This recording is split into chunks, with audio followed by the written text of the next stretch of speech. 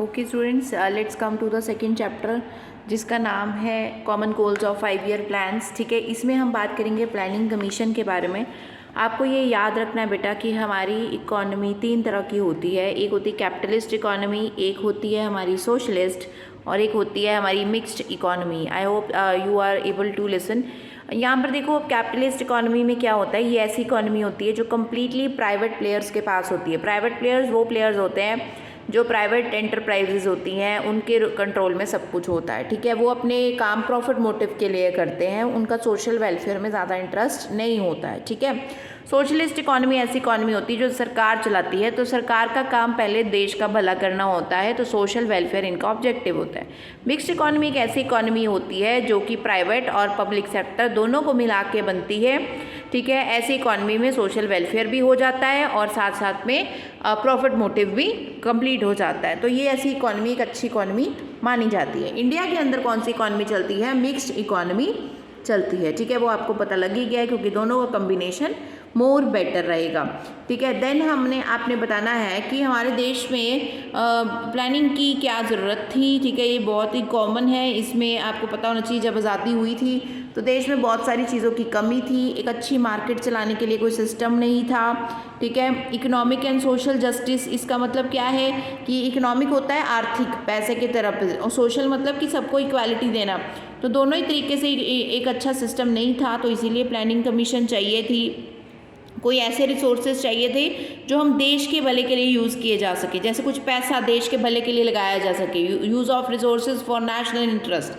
ठीक है, creation of economic and social infrastructure. Infrastructure आपको पता है क्या होता है? जैसे कुछ चीज़ें बनाना देश के हेल्थ फैसिलिटीज़, फैमिली के लिए, इरिगेशन के लिए, कम्युनिकेशन के लिए, ट्रांसपोर्ट के लिए, इलेक्ट्रिसिटी में इंफ्रास्ट्रक्चर का मतलब वो होता है। ठीक है, तो इस पर खर्चा करना, ये सब के लिए हमें प्लानिंग की बहुत ज़्यादा ज़रूरत थी। तो हमारे देश में जो प्लान स्टार्ट हुए थे, इसका आइडिया कहाँ से आया था? एम विश्वेश्वरैया की तरफ से आया था। वेरी इंपॉर्टेंट, ये आपको याद रखना है। ठीक है, तो इन्होंने यहाँ पर क्या किया था, एक आपको यहाँ से ये भी बात याद रखनी, इनको फादर ऑफ इंडियन प्लानिंग कहा जाता है। मैंने अपने नोट्स में मेंशन किया है, आप वहाँ से ज़रूर पढ़ना है, लास्ट मिनट नोट्स हैं वो।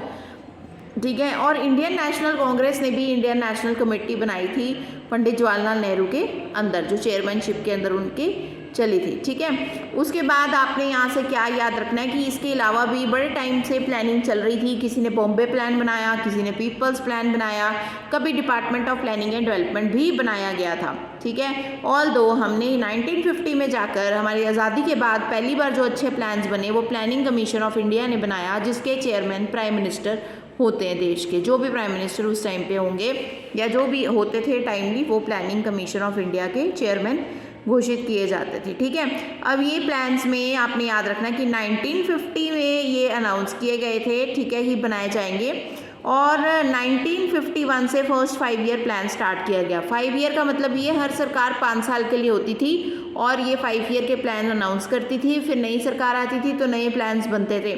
ठीक है, 1951 से स्टार्ट हो गए थे। ठीक है, ऐसा टेबल मैंने आपको भेजा है जिसमें लिखा गया है कि कौन सा प्लान कौन से पीरियड तक के लिए होता है। ये नोट्स के अंदर मैंने आपको सेंड किया है, प्लीज़ उसको ज़रूर पढ़ लीजिएगा। ठीक है, प्लानिंग कमीशन अब ख़त्म हो चुकी है, ये बहुत इंपॉर्टेंट है, याद रखना है।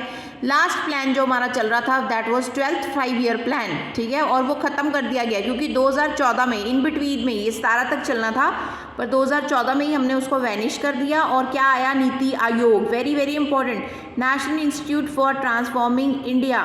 ठीक है, ये क्या था? 3 ईयर एक्शन प्लान है। ठीक है, जिसको हम थिंक टैंक भी बोलते हैं, यहाँ पे आपके मेंशन किया जाएगा। यहाँ पे आप देखना, ये आया था 1950 में। ठीक है, 2015 में ये आया है, 1 जनवरी 2015 में। ठीक है, 65 ईयर ओल्ड प्लानिंग कमीशन को इसने रिप्लेस किया था। ठीक है, नीति आयोग एक इंस्टीट्यूट है जिसके चेयरमैन हमारे प्राइम मिनिस्टर ही होते हैं। ठीक है, इसके अलावा वाइस चेयरमैन जो नीति आयोग के बनाए गए थे वो राजीव कुमार थे। ठीक है, 2017 में।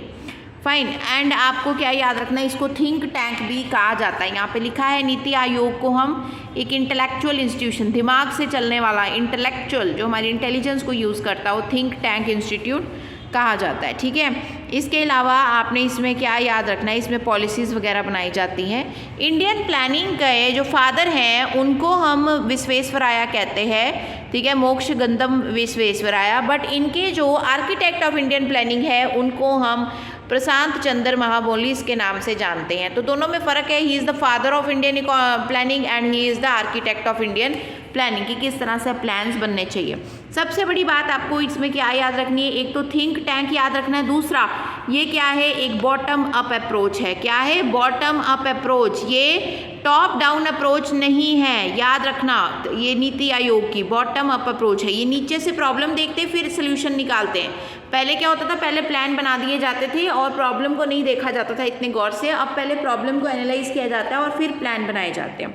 ठीक है, उसके बाद आपने क्या याद रखना है कि हमारे जो प्लान्स थे इनके कुछ 4 ऑब्जेक्टिव थे। ग्रोथ, हमारे देश की ग्रोथ करनी है, मॉडर्नाइजेशन, मॉडर्न करना है सब कुछ, एंड सेल्फ रिलायंस, अपने आप को आत्मनिर्भर बनाना है। इक्विटी, इक्विटी का मतलब होता है इक्वालिटी लेकर आनी है इकोनॉमी में, बट सबको एक जैसे। इक्वालिटी का मतलब ये नहीं कि हर किसी को एक जैसे इनकम दे देनी, नो। इक्विटी का मतलब हर किसी को उसके लेवल के हिसाब से, उसके काम के हिसाब से, उसके हुनर के हिसाब से, जो भी उसकी एडजस्ट करके उसको चीज़ें मिले, इक्वालिटी वो वाली अच्छी होती है, सोशल जस्टिस के हिसाब से, तो इसको इक्विटी हम बोलते हैं। ठीक है, उसके बाद आपने क्या याद रखना है, क्योंकि ये शॉर्ट टर्म प्लानिंग भी होती है और लॉन्ग टर्म भी होती है, तो हमारे 5 year plan long term plans होते थे, इसीलिए इनको पर्सपेक्टिव प्लानिंग भी कहा जाता है। ठीक है, इससे क्या होना था, इससे ग्रोथ होनी थी, इससे मॉडर्नाइजेशन आनी थी, नई टेक्नोलॉजी, नई नई चीज़ें जैसे green revolution, high yield variety seeds, self reliance आनी थी, आत्मनिर्भर भारत बनाना था हमने, growth with equity. One word is equity and one word is equitable, equal and equity. तो दोनों में फ़र्क क्या है कि मतलब इक्विटी वो होती है कि आपने ये नहीं कि सबको जो लाइन में खड़े उनको 100 रुपये दे दिए, नो। आप किसी को दे रहे हो सोशल जस्टिस के हिसाब से दो, मतलब जैसा वो उस पर्सन का काम है, उस पर्सन की नॉलेज है, उस पर्सन का लेवल है, उसके हिसाब से, उसकी मेहनत है, उसके हिसाब से उसको ट्रीट किया जाए। ठीक है, बाकी प्लान्स की क्या क्या इनकी ऑब्जेक्टिव्स थे ये तो काफ़ी डिटेल्ड हैं, बट आपको कुछ कुछ चीज़ें याद रखनी है कि स्टार्टिंग में हम क्या करते थे, सिर्फ एग्रीकल्चर पर डिपेंड होते थे। ठीक है, फर्स्ट 5 ईयर प्लान ये सोचता था, सेकंड 5 ईयर प्लान ये कहता था कि अब हमने इंपोर्ट नहीं करना, अब ब्रिटिशर्स से हम फिनिश गुड्स इंपोर्ट कर रहे थे, अब वो नहीं करना, उसके सब्स्टिट्यूट ढूंढो। इंपोर्ट सब्स्टिट्यूशन पॉलिसी आई थी जिसको हम इनवर्ड ट्रेड स्ट्रेटजी भी बोलते हैं। ठीक है, अभी हम डिस्कस करेंगे। ठीक है, ऐसे बहुत सारे आपने यहाँ से ये ऑब्जेक्टिव्स हैं, ये आपको पता होने चाहिए हर प्लान के मेजर क्या है। फाइन, इसके अलावा मैं आपको बताऊँगी कि इस चैप्टर में what else you have to do is, इस चैप्टर में इसके अलावा कुछ खास नहीं है। ठीक है, आपको मैंने बता दिया NITI Aayog, think tank and all, तो that's all with this chapter.